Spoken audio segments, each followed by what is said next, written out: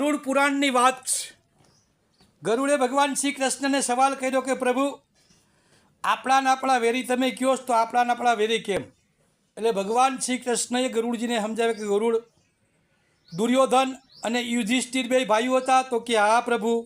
તો કે જમીન એનો હિસ્સો લાગે કે નહીં એનો ભાગ? તો કે હા પ્રભુ। તો કે એને હિસ્સો આપ્યો? તો કે નહીં। એક ફોઈની અણી જેટલી જમીન ના આપી તો એમાં એને મહાભારતનું યુદ્ધ થયું ગરુડજી? તો કે હા પ્રભુ। તો કે એ આપણા વેરી કે નહીં? તો કે હા।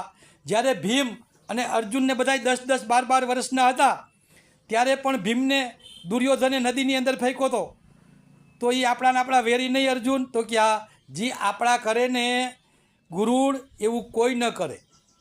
એટલે હંમેશને માટે વિચાર કરજે ગરુડ, આપણા લોકોને ક્યારેય પેટ છૂટી વાત ન કરાય અને ક્યારેક તમે પેટ છૂટી વાત કરો ને તો આપણને ફાંસીને માર્ગે વળગાડી દે। આ ગરુડ પુરાણની વાત છે અને ધ્યાનથી સાંભળજો। આ ગરુડ પુરાણ આપણને શું સમજાવવા માગે એ વિશેનો વિડીયો છે આ। જય શ્રી રામ। પછી ભગવાને કીધું ગરુડજીને કે ગરુડ, હંમેશને માટે કોઈ પણ આપણો હાવ અંગથી હોય, કોઈ પણ આપણું સંતાન હોય, કોઈ પણ આપણી પત્ની હોય તો એને ક્યારેય પેટ છૂટી વાત કરવી નહીં। પેટ છૂટી ક્યારેય પણ તમે વાત કરશો તો તમને એ ફાંસીને માર્ગે ચડાવી દે। અત્યારના સંતાન આ કળિયુગના એવા છે, આ કળિયુગની પત્ની એવી છે, ધર્મ કરમ કોઈ પાસે કાંઈ હશે નહીં ગરુડ। એટલે ભગવાન શ્રી કૃષ્ણ ગરુડજીને સમજાવતા કહેતા હતા કે ગરુડે કીધું તો પ્રભુ આનો ઉપાય શું કરવો?